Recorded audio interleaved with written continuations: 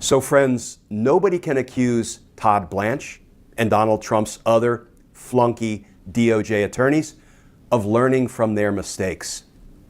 They just filed something with the court telling the judge that the evidence she ordered them to provide is, quote, not necessary.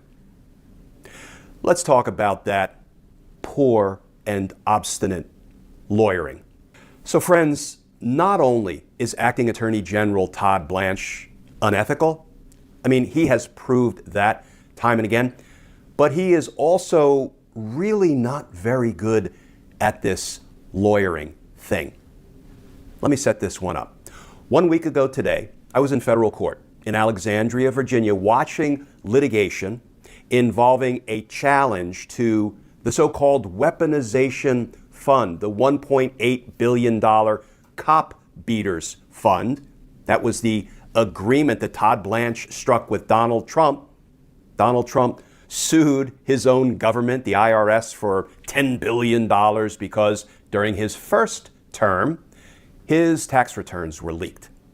And then he dismissed the case against himself, and then he negotiated a deal for himself with his lapdog, Todd Blanche. And Todd Blanche said, whatever you want, boss, and legally created a $1.8 billion cop beaters fund to give our tax dollars to the boots of Donald Trump's insurrection, the foot soldiers, the people who went to the Capitol on January 6th and beat the hell out of police officers trying to stop the certification of Joe Biden's election win and keep Donald Trump in the presidency unlawfully and unconstitutionally. Of course, they deserve to be paid for their efforts, Donald Trump and Todd Blanche believe. Well, there was a legal challenge. A whole bunch of plaintiffs brought a lawsuit to put a stop to the cop beaters fund.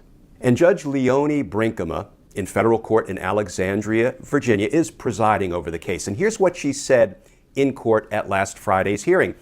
She said, listen, Department of Justice, Acting Attorney General Todd Blanche, if you want to convince me that you are not moving forward with the $1.8 billion weaponization fund, you need to file evidence in court in this case proving that to me. So what I'm going to need from you is a sworn declaration under the penalties of perjury signed by you and Treasury Secretary Scott Bessent saying you have rescinded the $1.8 billion weaponization fund and it cannot be resurrected, because that is what we in the practice of criminal law would call evidence in the case. Not anything you may have said to the Fox Entertainment Network, not anything you may have said to Congress, evidence in this case. I give you 1 week to file those declarations under the penalties of perjury, and then I will determine whether the case is moot. In other words, there is no longer any litigation necessary because the weaponization fund is officially and legally dead. Well, 1 week came and went, and here we are. And now, what Todd Blanche and his flunky underlings just filed in court is a disrespectful, obstinate motion where in substance they said, one, we ain't filing shit. Okay, I'm paraphrasing there. They said, no, we are not filing the declarations because in our opinion, they are, quote, not necessary. Oh, and also, we still want you to rule in our favor that the case is moot, and we want you to dismiss it. Let's start with the new reporting, and then we'll have a brief look at some of what these really poor DOJ lawyers put in today's court filing. This from ABC News, headline, DOJ refuses to issue signed declaration verifying anti-weaponization fund is dead. The Justice Department on Friday refused to issue a signed declaration from Acting Attorney General Todd Blanche verifying that it no longer intends to pursue President Donald Trump's anti-weaponization fund. The DOJ's refusal comes after a federal judge last week gave the administration 7 days to verify in a declaration that it wouldn't create the controversial fund. Quote, such declarations are unnecessary, and the compelled testimony of senior officials from the executive branch implicates serious separation of powers concerns, the DOJ said in a court filing Friday to U.S. District Judge Leonie Brinkema, who last week issued an injunction indefinitely blocking the administration from creating the fund. Judge Brinkema had given the Trump administration 7 days to verify in a declaration from Acting Attorney General Todd Blanche and Treasury Secretary Scott Bessent that it wouldn't create the fund, which she said would likely lead to the dismissal of the lawsuit she was overseeing against the fund. But in their filing Friday, the Department of Justice argued that Judge Brinkema's offer was a potentially unconstitutional infringement of the executive branch by effectively requiring testimony of top officials on a matter that the administration has repeatedly said would not be moving forward. The fund, which was announced last month by the DOJ to compensate those who alleged they were wrongfully targeted under the Biden administration, was proposed in exchange for Trump agreeing to drop his $10 billion lawsuit against the IRS, as well as 2 civil claims for $230 million related to the Russia collusion investigation he faced during his first term in office and the 2022 search of his Mar-a-Lago estate, sparking accusations of self-dealing and a bipartisan uproar over the possible use of taxpayer money to pay rioters who attacked the U.S. Capitol on January 6, 2021.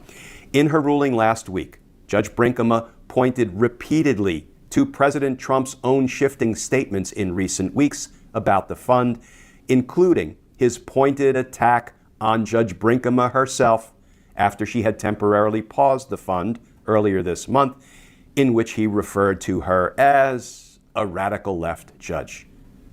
This quote from the judge, quote, "When the President of the United States says he's disappointed that something is not going forward," Judge Brinkema said, "that would only add to the evidence that the fund might rear its head in the future."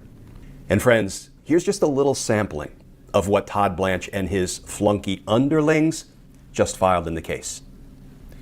The court stated that it will dismiss the case as moot only if Acting Attorney General Todd Blanche, Associate Attorney General Stanley Woodward Jr., and the Secretary of Treasury, Scott Bessent, file a declaration under the penalties of perjury that they will not take any action to create or operate the Anti-Weaponization Fund, and that the Anti-Weaponization Fund will not proceed in any manner or under any name. Such declarations are unnecessary, and the compelled testimony of senior officials from the executive branch implicates serious separation of powers concerns. The government, meaning Todd Blanche and his flunky underlings, has represented, both in its filings and through statements by the acting attorney general before Congress, that the challenged fund is not moving forward and will not move forward. The court, the judge, is entitled to credit the government's affirmative representations, particularly when they have been orally repeated in court hearings, stated in formal court filings, and announced by senior officials. Accordingly, the court's demands are unnecessary. Okay, friends, 3 quick takeaways. First, it's really not up to Todd Blanche and company to tell the judge what evidence is necessary for her to rule a particular way. It's actually up to the judge to tell the parties, to tell the attorneys what evidence she needs if she is to rule in their favor. Takeaway number 2, it is flat out laughable that DOJ says, Judge, trust us. We're not moving forward with the weaponization fund. I mean, look, Todd Blanche said it orally, said it on the Fox Entertainment program. He said it to Congress. We actually, doodled it in some court filings. Well, sure, there's no actual evidence of it submitted in the case, but trust us. Come on, would we lie to you, Judge? That's not the way lawyering works. That's not the way cases are litigated. You actually have to submit competent evidence of record.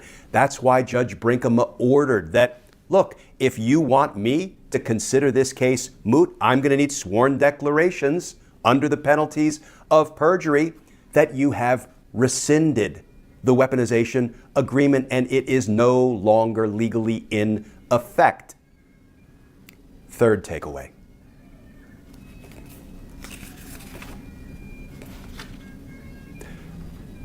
Blanche and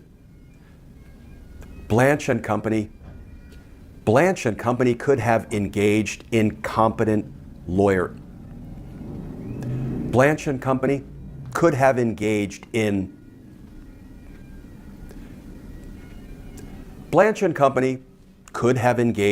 competent, respectful lawyering.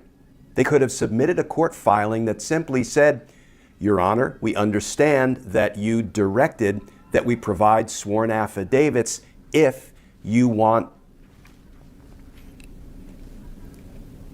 Blanche and Company could have engaged in effective, respectful lawyering. They simply could have. Blanche and Company could have engaged in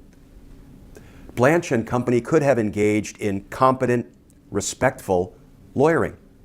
They could have filed something that simply said, Your Honor, we understand that you indicated that if you were to rule in our favor, that the case is moot and dismiss the lawsuit, you would need some evidence of record. You would need these sworn declarations from Acting Attorney General Todd Blanche and Secretary of the Treasury Scott Bessent saying the weaponization fund agreement has been rescinded. It is no longer legally in effect. We understand that, but we respectfully decline to submit those sworn declarations, and therefore we ask Your Honor to rule accordingly. That would have been a perfectly fine, respectful, competent response.